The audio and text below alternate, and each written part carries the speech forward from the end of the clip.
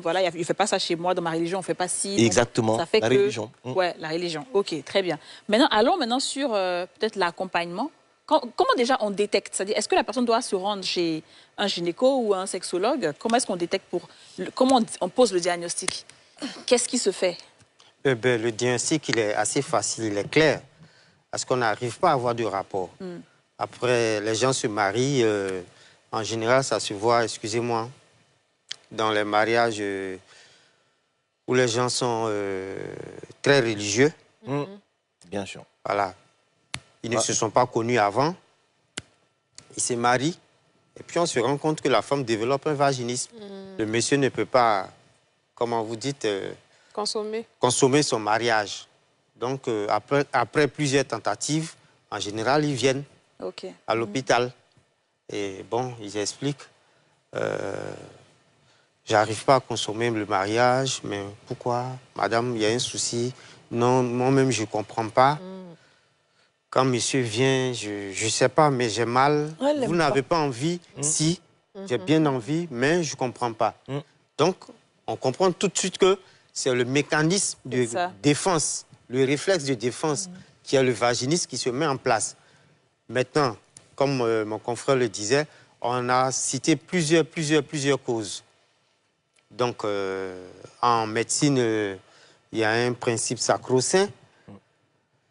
Quand on connaît la cause, on propose le traitement. C'est ça, d'accord. Voilà. Donc, c'est en fonction des causes que nous proposons les traitements. Mais il faut toujours dire que dans ce genre de pathologie, c'est un traitement pluridisciplinaire.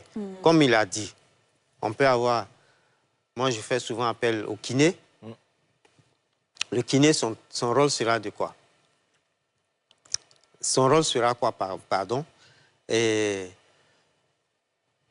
après une psychothérapie, pour dire que le pénis de son mari n'est pas un corps étranger, n'est pas un corps étranger, c'est son corps à elle, ça fait partie de son organisme.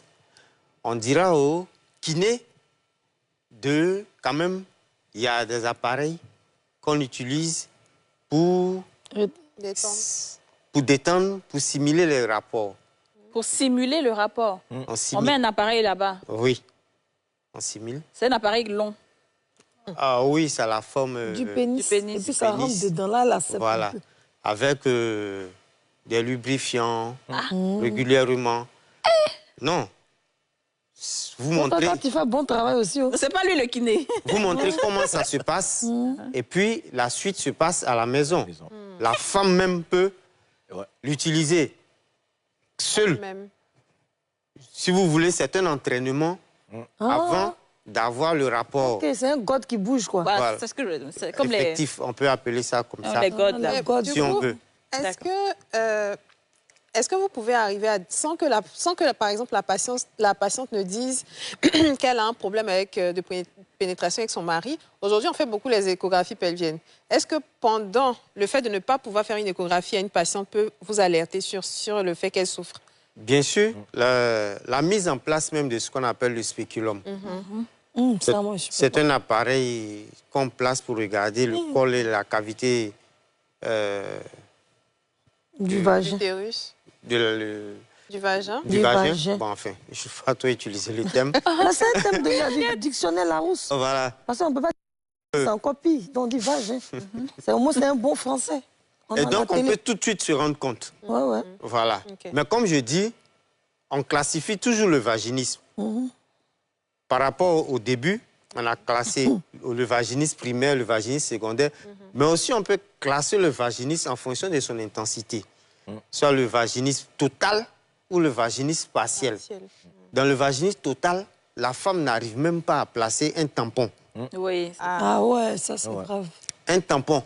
La pauvre. Parce que ce tampon est considéré comme un corps étranger. C'est ça. Donc la peur du corps étranger fait que même le tampon n'est pas utilisable.